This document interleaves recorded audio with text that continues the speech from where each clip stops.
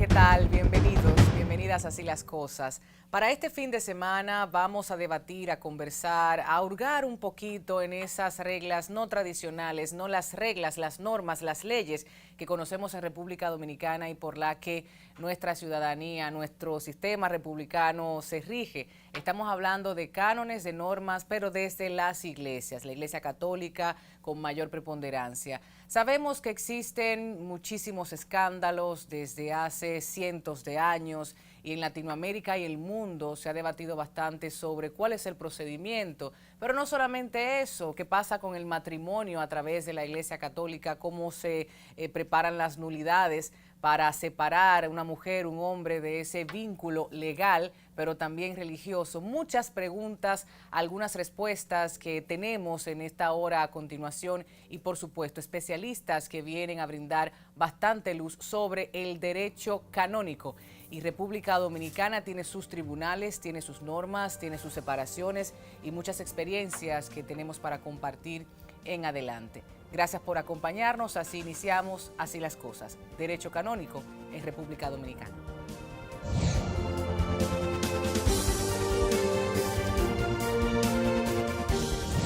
El nombre genérico para las normas o reglas de la Iglesia Católica Romana es Derecho Canónico.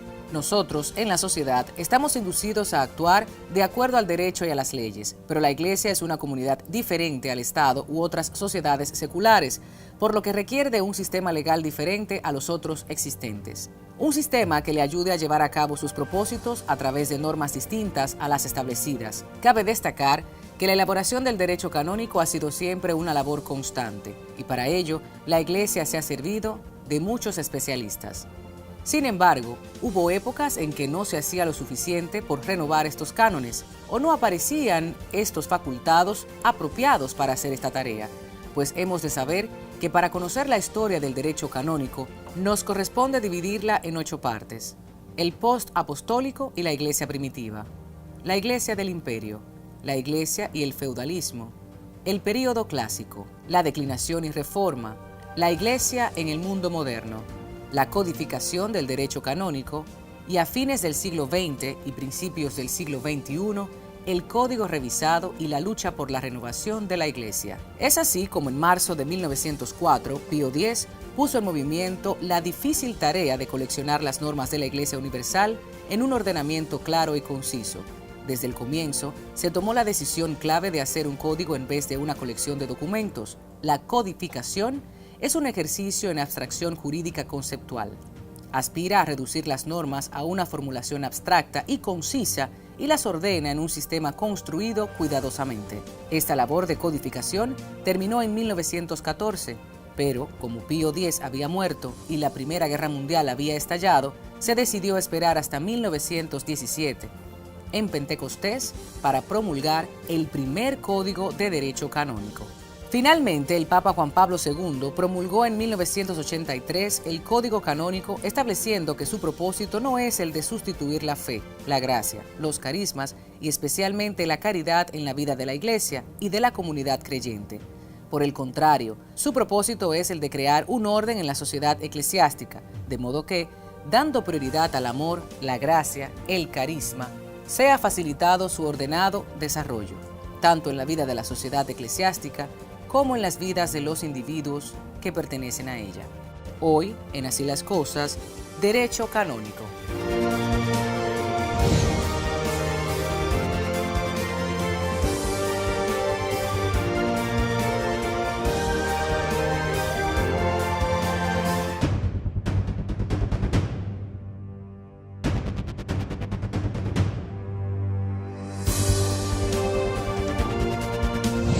Tema que puede ser tan controvertido como interesante, y vamos a aprender y vamos a deconstruir también algunas ideas que nosotras y nosotros escuchamos en la sociedad. En los medios de comunicación se debate bastante sobre las implicaciones del derecho canónico, pero conocer sobre nulidades, conocer sobre el matrimonio, qué dicen esas escrituras para nosotros poderlas entender. Vamos a conversar con la licenciada Natalie Abreu Pachot, quien es abogada, magíster en Derecho Público y experta en nulidades matrimoniales religiosas.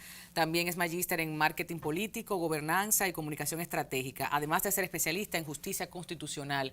Qué bueno tener una mujer joven tan preparada, especialista en áreas fundamentales, interesantísimas para el debate y la construcción social a través de Así las Cosas. Bienvenida. Muchísimas gracias, Tatiana, y gracias por permitirme compartir con ustedes este espacio de información para todos los dominicanos que lo siguen a ustedes. República Dominicana, mayoritariamente católica, un país que no solo asiste a la iglesia, sino que cree en la institución del matrimonio. La mayoría de mujeres y hombres quieren procrear, quieren tener sus hijos, pero debemos hablar de las realidades, los divorcios, las separaciones, las situaciones que se dan socialmente hablando. Y este proyecto que habla tanto sobre violencia intrafamiliar, violencia patrimonial, violencia sexual, es uno de los aspectos que hay que ver desde el derecho canónico. ¿Qué dice? ¿Cuáles son las causas de nulidades? ¿Cómo se da todo esto? Empezando por el matrimonio. La gente quiere casarse por la iglesia. Mucha gente todavía tiene la fe, la ilusión inclusive, hasta socialmente hablando, porque muchas veces no sigues o no eres muy fiel, ¿no?, a la religión, pero te gusta que socialmente sea llevada a cabo ese protocolo. Vamos a ver desde el principio. Para el derecho canónico, el matrimonio es indisoluble. ¿Qué significa que sea indisoluble? Significa que por ninguna potestad humana, ni una potestad autoritaria, vamos a decir un presidente, tu padre, tu madre, pueden anular tu matrimonio, pero ni siquiera tu propia voluntad. Entonces decimos, pero en esta nueva, vamos a decir, no nuevo, pero en esta sociedad que estamos viviendo, donde cada vez vemos más progreso en cuanto a los derechos fundamentales y en las libertades, decimos, pero el derecho canónico a lo mejor no nos proporciona esa libertad de que cuando se acabó, se acabó. Y me quedo unida a una persona por el resto de mi vida. Claro. Que a lo mejor no funcionó, que a lo mejor hubo un maltrato, que a lo mejor hubo una violencia de género, como expresabas. Entonces, ¿qué establece el derecho canónico en ese sentido? Bueno, el derecho canónico, si bien es cierto que el matrimonio es indisoluble, es decir, que no puede disolverse, pues sí contempla lo que es la nulidad matrimonial. ¿Cuál es la diferencia? O sea, en el derecho canónico no existe el divorcio. No existe el divorcio, como lo conocemos en la jurisdicción civil. Exacto. Sin embargo, ese proceso de nulidad culmina con ese vínculo. ¿Por qué culmina con el vínculo? La nulidad lo que hace es retrotraer la condición jurídica en la que usted se encontraba antes de la celebración del matrimonio. ¿Te vuelve a ser soltera o soltero? Usted vuelve a ser soltero y además es como si nunca hubiese sucedido. Exacto. Por eso es que usted puede volver a casarse por el rito canónico, o sea, puede volver a casarse por el derecho canónico si ha obtenido la nulidad de su matrimonio, siempre y cuando la sentencia de nulidad no haya tenido un veto. ¿Qué es un veto? Un veto es cuando usted anula su matrimonio por alguna razón, a lo mejor de carácter muy importante, como sería una impotencia sexual. Entonces, en su sentencia, al final, habrá un veto donde se expresa que usted estuvo casado por el derecho canónico, pero usted posee una impotencia sexual antecedente y perpetua, o sea, no hay forma de que eso se solucione. Entonces, cuando usted solicite casarse nuevamente por la Iglesia Católica, ese veto va a impedir que usted pueda volver a casarse. ¿Por qué?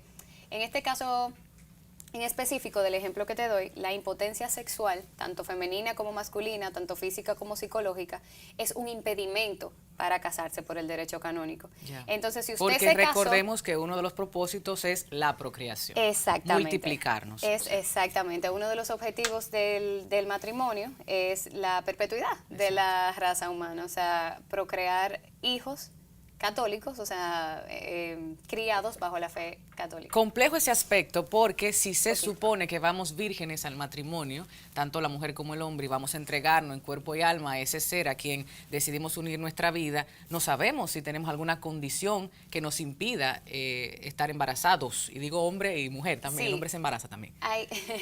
Ahí hay dos aspectos. Cuando es así, por eso cae de sorpresa, entonces hay buena voluntad de ambas partes, no hay una mala voluntad, simplemente ahí cae en ese impedimento que está contemplado en el Código Civil. Otro tema también pudiera ser que al la impotencia tratarse de una condición física que es bastante notoria, aunque no haya una vida sexual previa, pero cuando una no necesariamente, no es tan fácil determinar en la mujer, pero por ejemplo, si la impotencia fuera masculina, pues alguna duda pudiera surgirle a la persona antes del matrimonio. Sin embargo, lo importante aquí es que si ya el matrimonio se dio y se descubre que hay una imposibilidad de realizar la cópula carnal, que es como se le llama en derecho canónico, porque hay una impotencia perpetua, entonces ese matrimonio puede solicitarse la nulidad. La impotencia sexual femenina o masculina, psicológica o física, impide el matrimonio canónico, es decir, ese matrimonio no será válido. Sin embargo, la esterilidad no. Okay. Pero te preguntarás, bueno, pero no estábamos hablando que a lo mejor lo de la impotencia era porque uno de los objetivos del matrimonio era la procreación. Por supuesto. Sí, es así. Sin embargo, la esterilidad no se considera que sea un impedimento del matrimonio. Ah, bueno, aclararlo, porque ahorita cuando hablaba yo de que queremos tener hijos y no lo sabíamos, bueno, pues ahí se da una condición probablemente física que no tiene que ver con la pasión y irrigación de sangre en el cuerpo y el estímulo sexual, ¿no? Humanos al fin. Eso ahí necesitaríamos 3 programas para explicar el por qué la esterilidad no se considera un impedimento. Pero bueno. Pero sí pueden adoptar. Sí, la adopción no es impedida por la Iglesia Católica. En el caso de violencia, cualquier tipo de violencia, ¿cómo lo ve desde el derecho canónico? El derecho canónico, al no contemplar causas de disolver un matrimonio, por ser el matrimonio indisoluble, no tiene incompatibilidad de caracteres, como es una de las causas del divorcio civil. Pero hoy en día debo decir que aunque la violencia de género no se considera una causa para la nulidad de un matrimonio, sí hemos estado viendo en la jurisprudencia canónica a lo largo de los años un cambio. Hay una causa de nulidad que es el grave defecto de discreción de juicio. Ahí se entiende que tú no tienes la capacidad cognoscitiva para ponderar las verdaderas obligaciones de un matrimonio. ¿Y qué ha hecho, por ejemplo, un progreso de esa jurisprudencia? Ha entrado la madurez ahí, la inmadurez. Madurez, exacto. Sí, esa responsabilidad que tienes ante tu pareja, el hogar, tu familia. Exactamente. Si, por ejemplo, se puede comprobar, aquí lo difícil de las causas de nulidad son las pruebas, claramente, porque al ser y recae sobre el requiriente, ¿no? penal, me imagino. Sí, de ambos, porque puede darse el caso de que la parte demandada no quiera la nulidad, entonces debe de probar lo contrario de lo que está tratando de probar. Pero ahí se va 1315 del Código Civil, el fardo de la prueba, tú tienes que buscar todo y llevarlo entonces ante la autoridad de la Iglesia Católica. Exactamente. ¿Y cómo se hace todo ese proceso? O sea, me imagino que, obvio, aquí no hay psicólogos, pero yo estoy, ¿no?, de atrevida imaginándome cosas que pasa un proceso psicológico primero, de consulta matrimonial, hay un asesor dentro de la Iglesia que está, ¿no?, tratando de que la última vía sea la nulidad del matrimonio, no divorcio. Entonces, ¿cómo se da todo esto en República Dominicana? Bueno, es importante aclarar que existe un mal entendimiento de que las nulidades se llevan ante el Papa, y eso no es así. Existe en la República Dominicana tribunales eclesiásticos. Esos tribunales... Y en diferentes regiones también hay. Sí, exacto. Por ejemplo, está primera instancia y apelación. Ya si por así llamarle, de manera coloquial, una tercera instancia, vamos a hacer un símil con el derecho civil, la Suprema Corte de Justicia, entonces ahí sí sería la Rota Romana, que es en la Santa Sede. Que eso sería, haciendo el símil, no estoy diciendo que sean las mismas pero para cosas. Que la gente entienda. Exacto, para porque que son más o dos menos cosas entienda, muy diferentes. Sería como el recurso de casación. Exactamente. Ese recurso de casación, que sería ya la última vía disponible, entonces sí se lleva ante Roma. Pues aquí hay tribunales eclesiásticos, como te iba diciendo, y se hace una demanda en nulidad matrimonial. Es una demanda que conlleva requisitos, que es muy parecida a cuando se redacta una sentencia de divorcio, pero en vez de estar utilizando como fuente de derecho el Código Civil, estaremos utilizando como fuente de derecho el Código Canónico. Claro. Y el nuevo motus propio del Papa, que en el 2015 expidió unas nuevas modificaciones, o insertó nueva legislación en cuanto a los procesos matrimoniales, donde deben ser gratuitos, donde deben ser más expeditos, donde antes la sentencia de nulidad tenía que, primera instancia, emitirla y luego de oficio, o sea, de manera inmediata, el tribunal de apelación tenía que conocerla. Okay. Después de ese nuevo motus propio del Papa, no debe ser así, o sea, si tú solamente vas a apelación si alguna de las partes no está de acuerdo con la sentencia. Entonces yo entiendo que la Iglesia Católica, al ser una sociedad voluntaria, usted se somete a sus normas si usted quiere.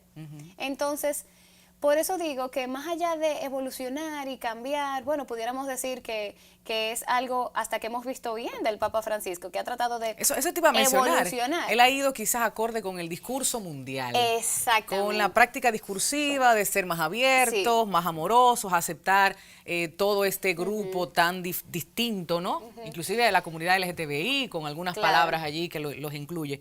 O sea, con por lo eso que estoy totalmente de acuerdo, pero en el ámbito, en el ámbito social de la iglesia, en el ámbito legal de la iglesia, yo entiendo que a menos que se quiera hacer una reforma bastante fuerte, creo que se puede dejar como está. ¿Por qué? Porque hay forma, o sea, la jurisprudencia, que vamos a llamar ese, bueno, en constitucional eso se le llamaría como un neoconstitucionalismo, o sea que hoy en día están también dictando básicamente leyes los tribunales. Y es el Gaumes también. Exactamente. Entonces, yo entiendo que la jurisprudencia canónica es la que está haciendo esa evolución poco a poco. Perfecto. Entrando, por ejemplo, la inmadurez o, por ejemplo, hoy en día, antes si tu pareja era homosexual y te dicen, bueno, mira, lo siento, soy homosexual, o hay una confesión o lo que sea, no se podía hacer nada. No se puede hacer nada. La jurisprudencia canónica se ha ido abriendo a que si es este el caso, pudiera determinarse que hay una incapacidad para cumplir con esos bienes esenciales del matrimonio. Perfecto. En el caso, también es el caso cuando hay la violencia de género. O sea, se considera que si hay un reporte psicológico, que esa persona tiene una enfermedad y que es incapaz de usted poder tener una vida conyugal, en armonía, claro. Entonces la jurisprudencia ha ido como variando eso, sin dejar atrás los matices de sus propias normas, ha ido logrando ese progreso en cuanto a ser más, no más ligero, porque no es la palabra, pero al ser más abiertos, exacto, al ser más abiertos al entendimiento de ese no es el tipo de familia católica que ellos quieren. Claro. Porque acuérdate que todo este engranaje lo que busca es proteger ese vínculo de la familia. Gracias por estar con nosotros aquí. Gracias a ustedes. En Así las Cosas, si quisieras decir algo más con relación a todo lo que nosotros vamos a estar conversando en este programa, porque el derecho canónico, bueno, nos llevaría 6 meses, 1 hora semanal para tratar de entender y también desconstruir muchas cosas que la gente cree que sí, que hay son muchos diferentes. mitos. Por ejemplo, yo tengo un Instagram que es Nulidad Matrimonial RD. Ahí está en pantalla. En ese Instagram yo tengo unas cápsulas que son mito y realidad. Muy bien, entonces, excelente. Gracias por el aporte. Es básicamente para que, a mí me gusta poner varias cápsulas para que las personas vayan desconstruyendo eso que dices. Claro. O sea, hay muchos mitos, hay muchas malas concepciones y la verdad es que hay posibilidad. Claro. Y que si con una buena asesoría usted puede a lo mejor retornar a su vida esa paz que a lo mejor perdió por una relación que no funcionó o una relación que nunca debió haber pasado. Claro, y tomen en cuenta que el matrimonio es un asunto serio, no solo por el carácter legal, sino por el compromiso de vida, de lealtad que usted le supone de alguien, ¿no? Mis alumnos de Derecho Canónico siempre dicen al final del semestre, profe, yo no me voy a casar por la Iglesia Católica. Eso es muy complicado, te digo. Ay, no. Pero obviamente eso es ellos relajando. No me escucha a mí hablando de matrimonio. Bueno, después de la publicidad, nosotros continuamos con más en Así las Cosas. ¿Qué es?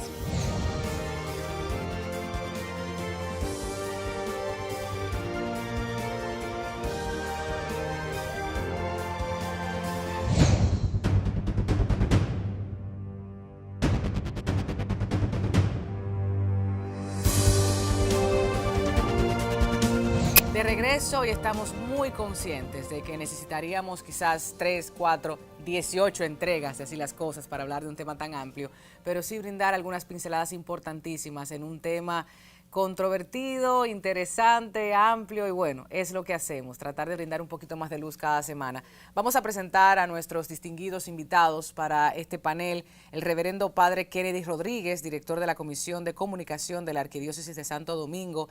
También nos acompaña el doctor Marcos Villamán, quien es teólogo y rector de iGlobal, y el padre Jorge Rodríguez, quien es licenciado en Derecho Canónico.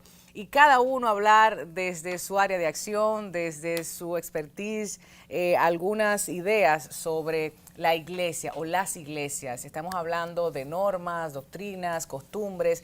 Una cosa es en Roma, otra en República Dominicana, quizás la iglesia de 1400, pero ¿qué pasa con la iglesia del 2018? Hablar un poco de las renovaciones, de las transformaciones y cómo se están comportando los fieles, los seguidores. A mí me gusta hablar de los ciudadanos y antes de iniciar la conversación de manera pública me preguntaba qué tan participativa es la iglesia, por ejemplo, o las iglesias. Vamos a empezar con usted, porque nosotros estábamos conversando sobre la ganancia o pérdida de fieles, de seguidores, de gente en las diferentes religiones. Me comentaba que se ha seguido, unas son más abiertas que otras, algunas pues están apoyando la participación de la mujer, otras todavía son más cerradas a este tema y a otros. A ver, le escuchamos. Bueno, lo que yo le comentaba es que está estudiado y se da seguimiento permanentemente a la transformación en el campo religioso. Eso es un dato sociológicamente establecido. Es decir, las encuestas establecen que ha habido un cambio en la feligresía de las iglesias. En específico, la Iglesia Católica en República Dominicana y en gran parte de América Latina, excepto México y algún otro país, ha decrecido en la feligresía militante, ¿sí? Y eso lo ha hecho a favor de iglesias de origen protestante, con una importancia relevante del pentecostalismo, que ha crecido de manera muy significativa. Y eso se puede ver en la vida cotidiana de las comunidades. Antes usted entraba a un barrio popular y preguntaba, ¿dónde queda la iglesia? Y le mandaban a la parroquia católica. Hoy, cuando usted hace esa pregunta, tiene 5, 6, 7, 8, 10 templos pequeños entre iglesias conciliares e iglesias independientes de carácter protestante. Entonces sí ha habido una transformación en el campo religioso en toda América Latina y repito que se da en ese reajuste de las feligresías respectivas. Eso no quiere decir que eso sea bueno o malo, sino que es un dato sociológico lo que se establece. Padre. Sin embargo, la Iglesia Católica hoy tiene una feligresía mucho más comprometida. Tiene una feligresía donde cada día crecen los movimientos, las comunidades, los carismas. Y la Iglesia Católica cada día profundiza, vamos a decir así, profundiza más a nivel de la doctrina. Y la Iglesia Católica es una barca es aquella que va en el mar y sube y baja. Un ejemplo, nosotros a nivel mundial, en Oriente, sobre todo en la India, oye, la iglesia ha tenido un crecimiento extraordinario. No así un ejemplo en Europa, que va bajando, y en la India va creciendo. A nivel del mundo también, de la iglesia china, cada día aumentan más y más. Padre Jorge, nos gustaría saber, bueno, en base a toda esta gente que se une o, bueno, que se retira por las razones que no vamos a profundizar en este espacio, las transformaciones más importantes a nivel histórico que ha tenido la Iglesia en cuanto a sus normas, a sus leyes, si se consulta o no a quienes siguen a la Iglesia Católica, si lo hacen las autoridades. Y estoy tratando de hacer una comparación entre lo que conocemos en la sociedad dominicana y nuestras leyes por las cuales nos regimos y el derecho canónico, por ejemplo. Ya. Bueno, con relación, digamos, haciendo una visión, digamos, histórica de la Iglesia, hay varios puntos importantes quizás que tienen que ver con transformaciones, es decir, desde la Iglesia primitiva con los apóstoles y las primeras comunidades cristianas, a cuando en medio del Imperio Romano, en el 381, se declara la Iglesia como religión oficial del Imperio Romano. Y ahí, claro, comienza a darse una mutua influencia entre el Imperio y la Iglesia y, digamos, el hecho de que es impuesta la Iglesia como religión oficial a todo el Imperio y prohibida toda contraria. Entonces, claro, eso por una parte es positivo porque la Iglesia deja de ser perseguida a ser permitida, pero al mismo tiempo también a la Iglesia comienza a entrar una cantidad de personas que quizás no estaban inspiradas por el verdadero espíritu evangélico, es decir, simplemente por moda o por lo que sea, puede darse.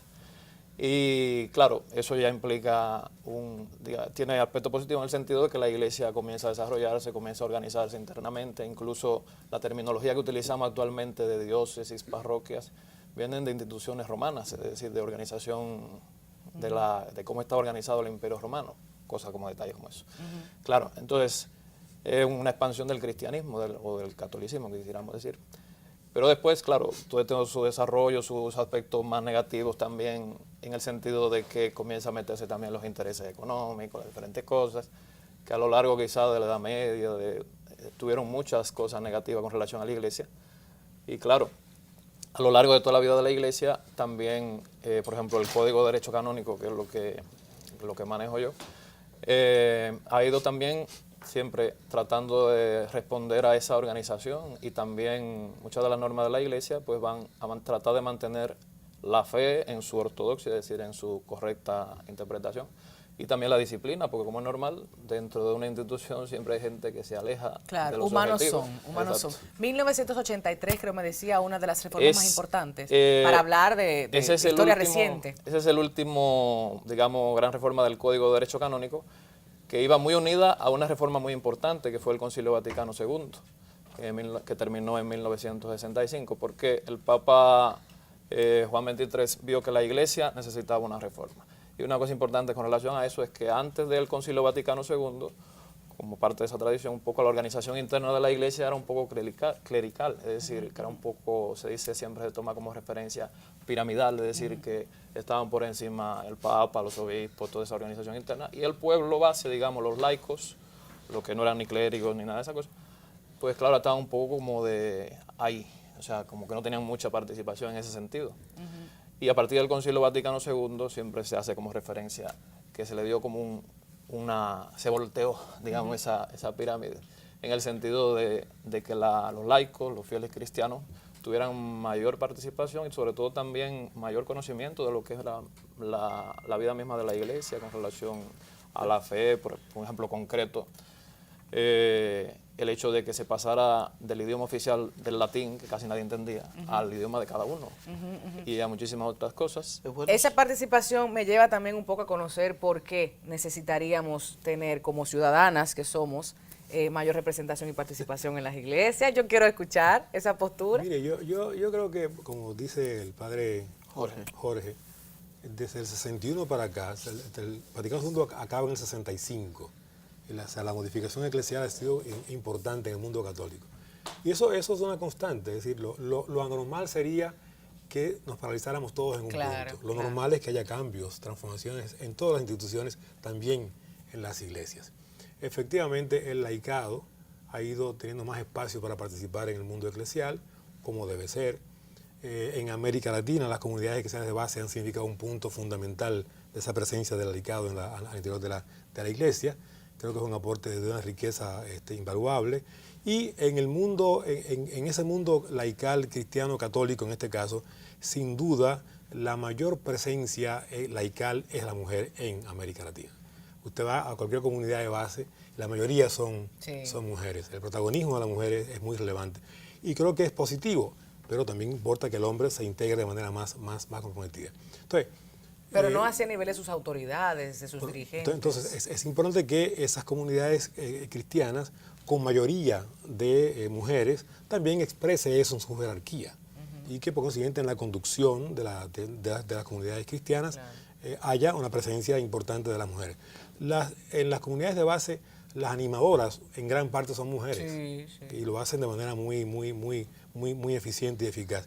Y con el tiempo iremos viendo otros cambios que van a significar una mayor presencia de la iglesia, de las mujeres en la conducción de la iglesia. Eso es algo normal, que no va a ser a la carrera, que tiene que ser bien pensado, bien sopesado, pero es inevitable que haya una redistribución de los carismas de dirección en la iglesia, y la mujer tiene que ser parte de eso, sin duda.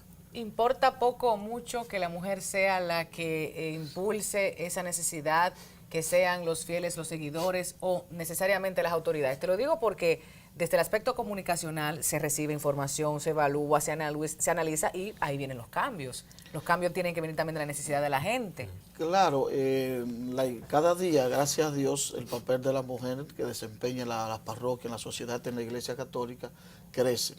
Y tenemos un punto muy a favor, que es el Papa Francisco, que ha puesto mujeres tanto de la vida consagrada como también madres de familia, la ha puesto al frente de universidades de Roma, que eso no se había visto, la ha puesto al frente de los dicasterios, la ha puesto al frente también de distintas organizaciones y secretarías.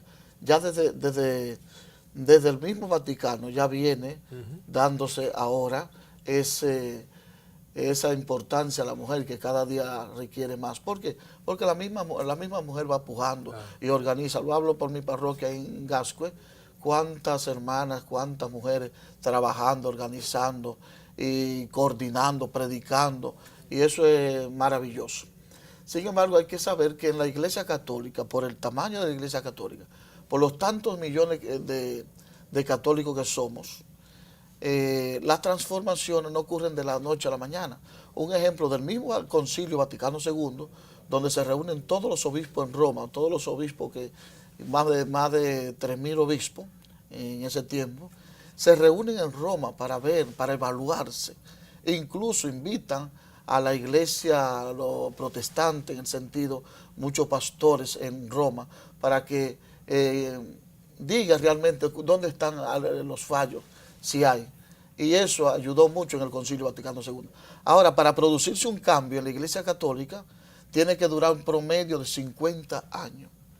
El mismo Concilio Vaticano II, ahora es que está en algunos países, se está llevando a cabo, la gente se está integrando, sabe realmente qué es el concilio. Tú vas a otros países y todavía hay personas que no han adaptado, no han implementado el mismo Concilio Vaticano II. Esta fue una transformación importante que también tenías que comentarnos. Claro que sí, mira, la iglesia, pero ya es a nivel de Santo Domingo. Sí, claro. Aquí mira, a nivel de Santo Domingo, con el nuevo arzobispo, Monseñor Francisco Soria Costa, arzobispo metropolitano de Santo Domingo, lo primero que cuando él llega, él dice, hay que descentralizar.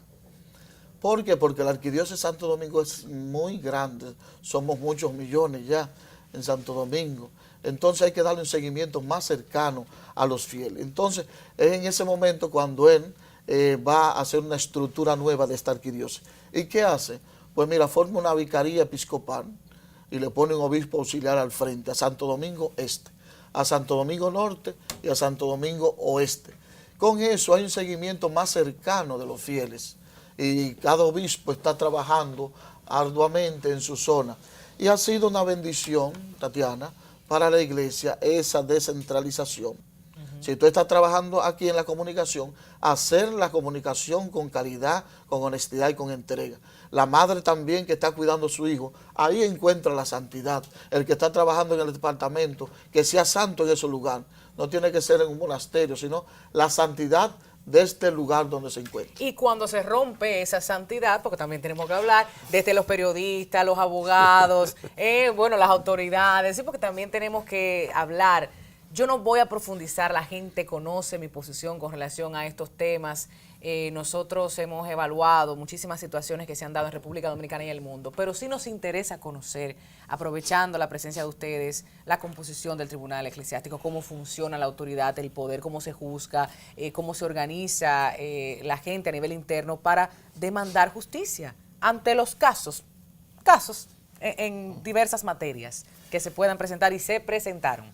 Bueno, ahí quizá estaba yo pensando que habría que entender una cosa un poco diferente que lo que es la realidad de la iglesia y lo que conocemos, digamos, de la democracia. A ver, vamos a ver. El primer punto es, o sea, aunque vamos a ver, están los tres poderes, ¿verdad?, que hablamos siempre, de poder ejecutivo, legislativo y judicial.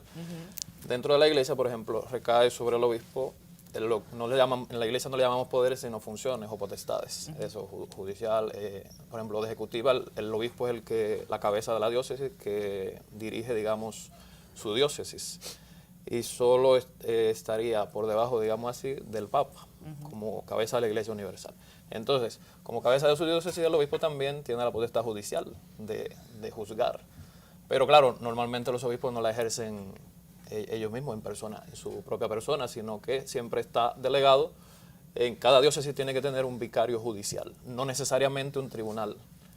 Siempre tienen un vicario judicial, que es un experto en derecho canónico, que asesora al obispo en esa área y también sirve como juez en caso de que sea necesario. Entonces, como digo, no en todas las diócesis hay un tribunal, podría. O sea, un obispo puede solicitar la creación de un tribunal y ser creado, pero en realidad no todas las diócesis lo tienen. Entonces, claro, un tribunal eclesiástico ¿de qué se encarga? Pues de igual que un tribunal civil, puede tratar diferentes causas de diferentes cosas. Dentro de la iglesia, la mayor cantidad de causas que se tratan son de declaraciones de nulidad matrimonial, pero no es la única área de un tribunal eclesiástico. Está también el mismo Código de Derecho Canónico.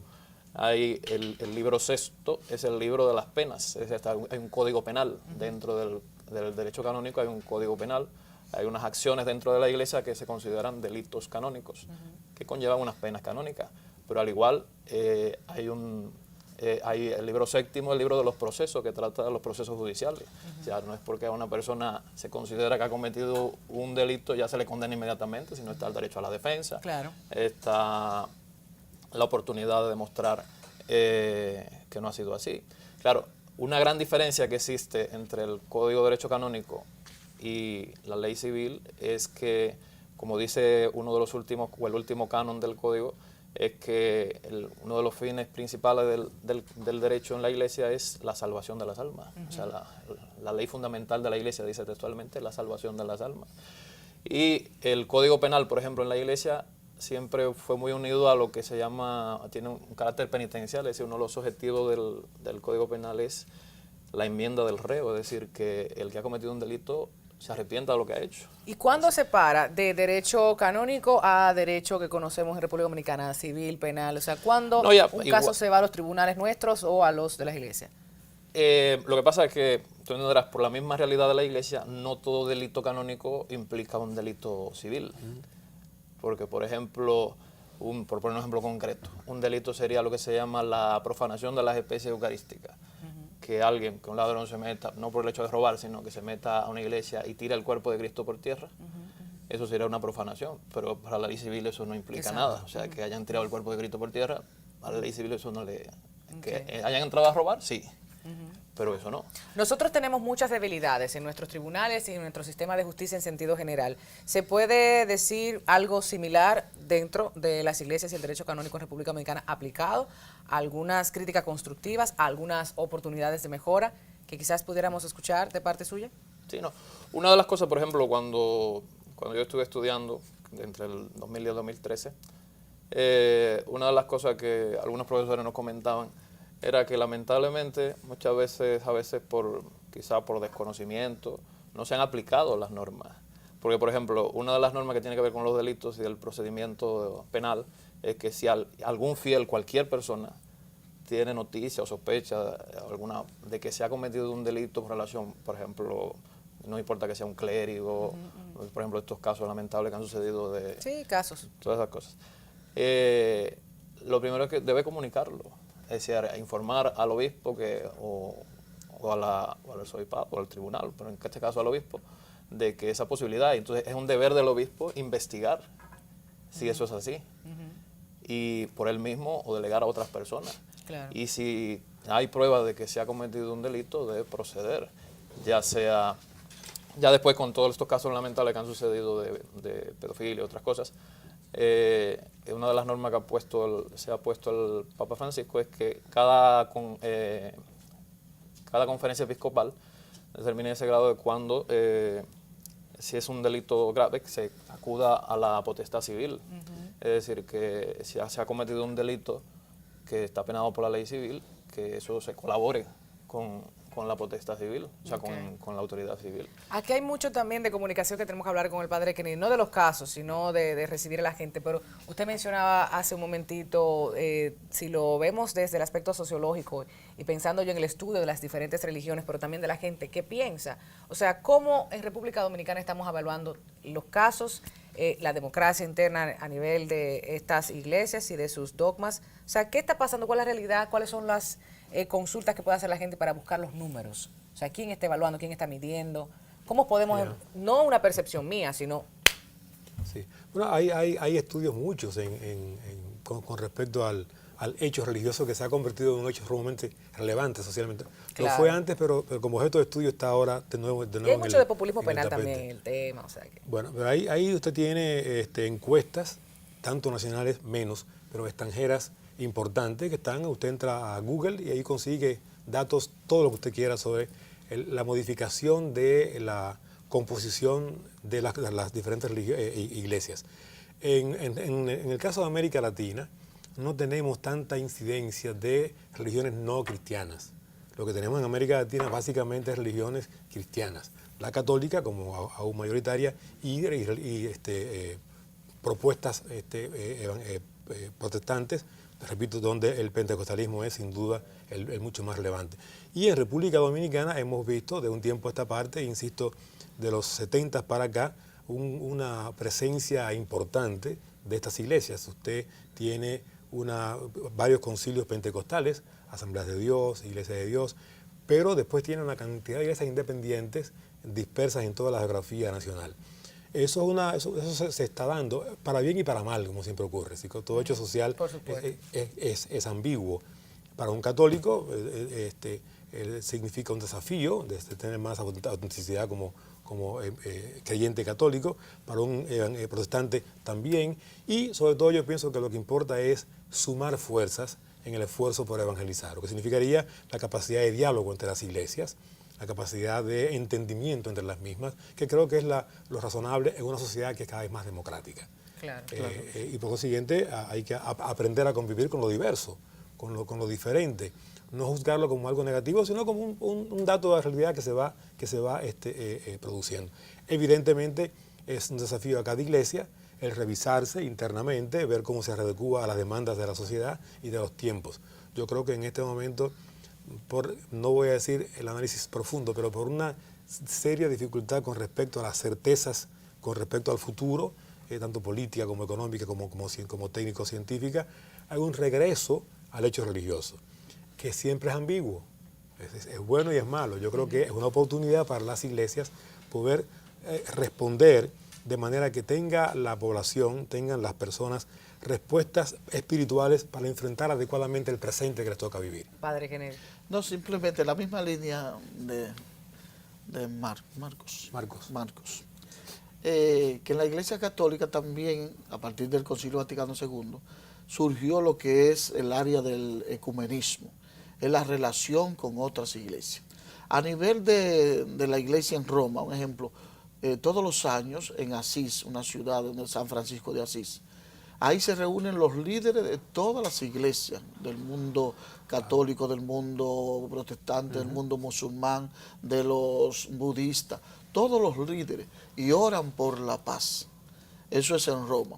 Bueno, a nivel de República Dominicana, gracias a Dios tenemos ahí, ahora se puso el Monseñor Víctor Masalle, obispo, donde se reúnen también el obispo Víctor Masalle con varios protestantes, varios pastores, perdón, y esos pastores buscan siempre punto en común, dialogan. Ahora están dialogando con respecto al punto del aborto, tener una postura en común, todas las iglesias, porque como ha dicho Marco, tenemos que unirnos en muchos puntos. Claro. Porque a pesar que uno está predicando el evangelio, nosotros también necesitamos de los pastores que sigan predicando el evangelio. Oye, para que no se vea muchas veces en la sociedad tanta injusticia, ¿entiendes? Y que no se vea también que el Poder Judicial, ¿entiendes? Muchas veces no aplica la ley con procesos viciados, ¿entiendes? Por eso, cuando un juez dicta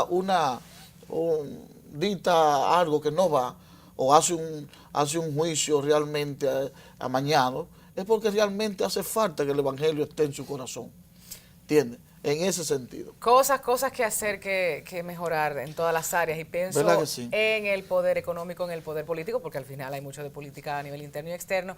Quiero sus conclusiones, hacia dónde vamos, hacia dónde deberíamos dirigirnos, tanto nosotros ciudadanos y ciudadanas, los fieles seguidores, seguidoras, y las autoridades de las diferentes iglesias, respecto a todo lo que hemos conversado en el día de hoy.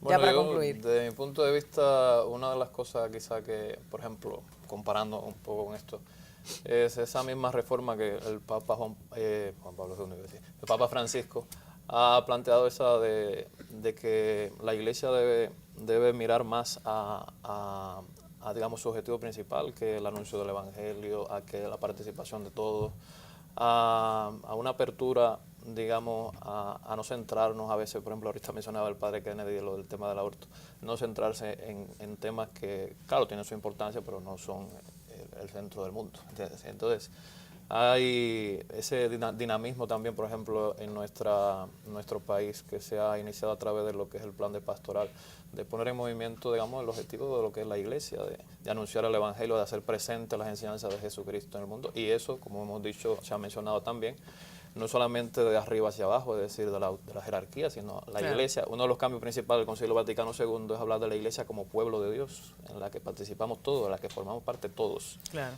Y de tanto todos dentro. Una de las cosas que la última reforma del Código, fruto del Concilio Vaticano II, resaltó fue que todos los fieles cristianos tienen derechos y también deberes dentro de la Iglesia. Por supuesto. Y todos participamos y todos tenemos que colaborar con lo que son los objetivos que persigue la Iglesia. Claro, me gusta eso, porque sin la gente no se logran las transformaciones, doctor Villamán. No, yo creo que una sociedad religiosa como la nuestra, profundamente religiosa, demanda de una gran responsabilidad de quienes tienen en sus manos, digamos, la propuesta y la conducción, en este caso de la vida con apego al Evangelio. Y eso va a demandar una posibilidad de responder a los desafíos éticos y políticos que plantea la sociedad.